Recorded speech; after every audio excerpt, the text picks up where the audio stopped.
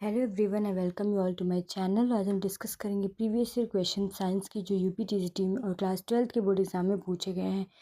3 particles हैं जिनका मास 2, 3 और 4 यूनिट्स है, प्लेस्ड एट पॉइंट 000, 110 और 011 रेस्पेक्टिवली। मोमेंट ऑफ इनर्शिया क्या है सिस्टम का about the Z axis. Option number 4 correct है 10। कॉन्सेप्ट मोमेंट ऑफ इनर्शिया होता क्या, क्वांटिटी होती है जो एक्सप्रेस करती है body tendency to resist angular acceleration is called moment of inertia. अगर कोई बॉडी एंगुलर एक्सेलरेशन कर रही है तो उसको जो रेजिस्ट करता है, उसका विरोध करता है, उस क्वांटिटी को हम मोमेंट ऑफ इनर्शिया कहते हैं।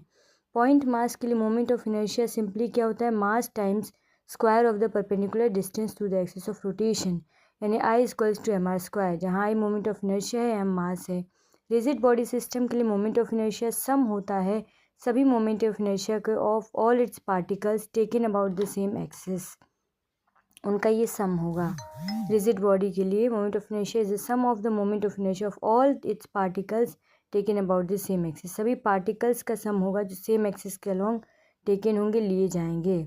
नेक्स्ट, आप दो फिगर्स में देख सकते हैं, I is equals to M R square पहली फिगर में है और दूसरी फिगर में I is equal to sigma M I R I square, यानी M1 R square plus M2 R2 square plus M3 R3 square plus M4 R4 square plus M5 R5 square.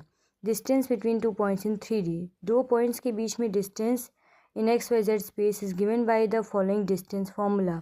इसके लिए एक formula है जो दो points के बीच की दूरी देता है XYZ स्पेस में, वो फॉर्मूला हम डिस्कस करेंगे। और हमने ऊपर देखा है कि क्या होता है moment of inertia. D P1 P2 is equals to x2 minus x1 का whole square plus y2 minus y1 का whole square plus z2 minus z1 का होल स्क्वायर। कैलकुलेशन, यदि MA 2 kg है, लोकेटेड है 000 पे, MB 3 kg है, located है 110 पे, MC 4 kg है जो कि लोकेटेड है C00011 पे, तो मास क्या होगा, MC बराबर 4 kg लोकेटेड है 011। MC की distance of the point x axis will be always be 0।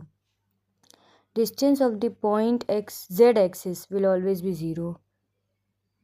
जो z एक्सिस से किसी भी पॉइंट का डिस्टेंस होगा वो हमेशा 0 होगा। डिस्टेंस क्या होगा, x2 माइनस x1 का whole square plus y2 minus y1 का whole square plus z2 minus z1 का whole square. Distance of any point from z axis will be given as x minus 0 का square plus y minus 0 का square, यानी कि x square plus y square के under root में। Distance from point x equals to under root 0 square plus 0 square, यानी कि 0, x भी equals to under root 1 square plus 1 square, यानी root 2। Moment of inertia क्या होगा, M A X square plus M B X B square plus M C X square, यानी 2 into 0 square plus 3 into root 2 square plus 4 into 1 का square, यानी कि 10 kilogram metre square. Net moment of inertia 10 होगा। Next question है, value क्या होगी given atom present in 2.3 grams of sodium. Option number 3 correct है 0.1।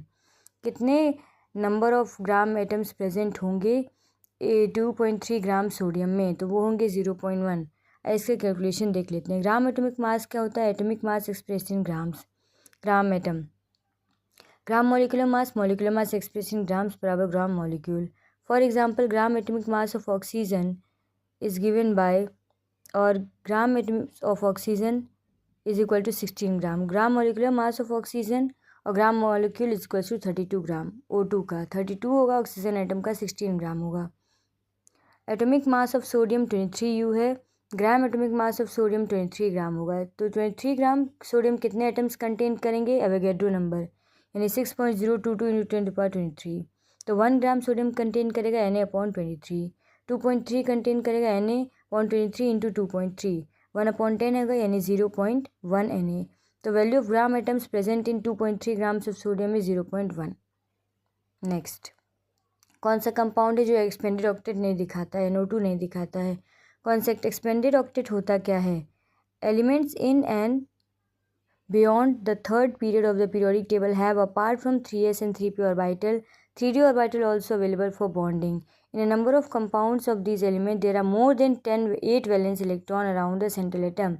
जब सेंट्रल एटम के आसपास 8 वैलेंस इलेक्ट्रॉन से ज़्यादा तो उसे हम एक्सपेंडेड ऑक्टेट कहते हैं। Clearly there is a violation of the octet rule, और वो ऑक्टेट रूल का वायलेशन होता है। फॉर एग्जांपल PF5 में देयर इज़ अ 5 फ्लोरीन से जुड़ा हुआ है, तो टोटल फ्लोरीन P फॉस्फोरस के अराउंड कितने हैं एटम्स, इलेक्ट्रॉन्स कितने हैं, 10 इलेक्ट्रॉन्स हैं। Total of 10 electrons around the phosphorus atom, it is an expanded octet. 8 से ज़्यादा है मतलब इसका एक्सपेंडेड ऑक्टेट है PF5 का। नेक्स्ट SF6 में कितने इलेक्ट्रॉन्स है? 12 इलेक्ट्रॉन्स है, तो ये भी एक्सपेंडेड ऑक्टेट। NO2 में 5 वैलेंस इलेक्ट्रॉन नाइट्रोजन में है और 2 वैलेंस इलेक्ट्रॉन फ्रॉम ऑक्सीजन है, तो इसमें एक्सपेंडेड ऑक्टेट नहीं है, तो ऑप्शन नंबर सी ही करेक्ट हो जाएगा। कौन सा एक्सपेंडेड ऑक्टेट नहीं रख रहा है? यानी कि NO2। सल्फर में 12 इलेक्ट्रॉन्स हैं, फॉस्फोरस में कितने थे? 10 वैलेंस इलेक्ट्रॉन्स थे।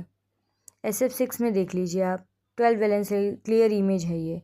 SF6 में 12 वैलेंस इलेक्ट्रॉन्स हैं, इस एक्सपेंडेड ऑक्टेट है। NO2 में 5 वैलेंस इलेक्ट्रॉन है, इसलिए एक्सपेंडेड ऑक्टेट नहीं है।